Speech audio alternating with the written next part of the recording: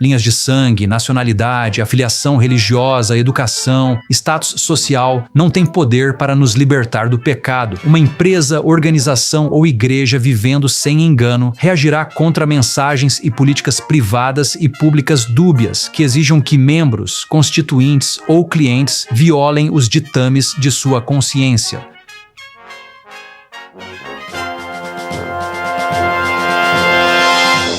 No segundo dia, após João Batista identificar Jesus Cristo como o Cordeiro de Deus, Filipe encontrou Natanael e disse-lhe que tinham encontrado o Messias.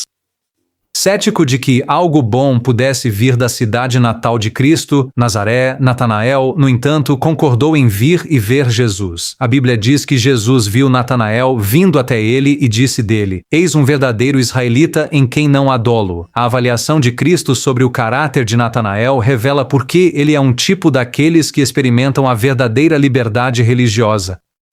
Primeiro, ele era verdadeiramente um israelita, ou seja, um israelita genuíno. A declaração é esclarecida pelo apóstolo Paulo em Romanos 9, versículo 6. Nem todos os que são de Israel são israelitas. A autoenganação do coração pecaminoso pode facilmente nos levar a pensar que temos um relacionamento autêntico com Deus quando não temos.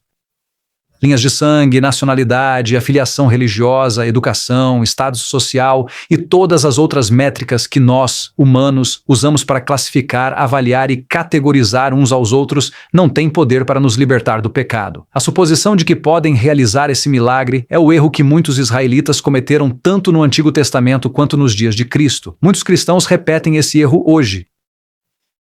Quando Jesus se referiu a Natanael como um verdadeiro israelita, ele indicou que algo mais profundo do que a identidade nacional permitiu que ele aceitasse o Messias quando muitos ao seu redor não o fizeram. Então, o que faz uma pessoa ser um verdadeiro israelita?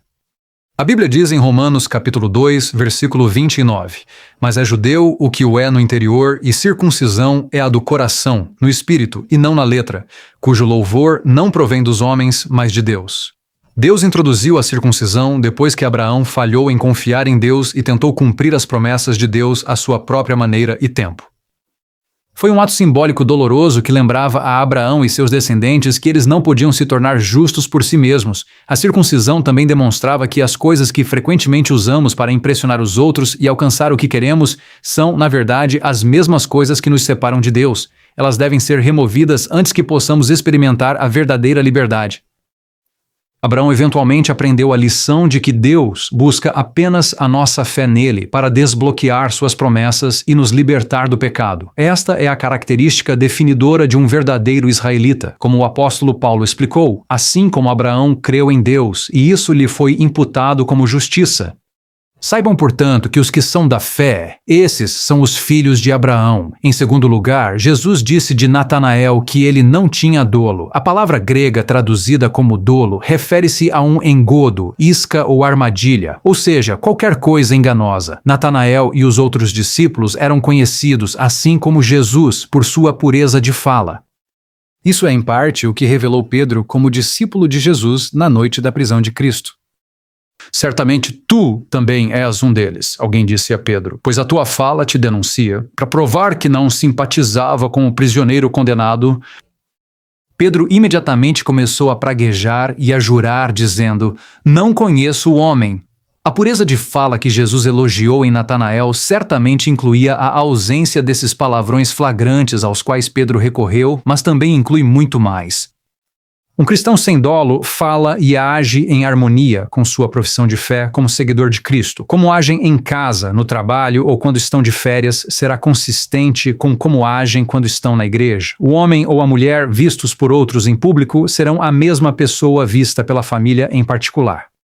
O princípio se aplica com igual força coletivamente. Uma empresa, organização ou igreja vivendo sem dolo irá repelir mensagens privadas e públicas dúbias, práticas comerciais que introduzem conflitos de interesse e políticas que exigem que membros, constituintes ou clientes violem os ditames de sua consciência.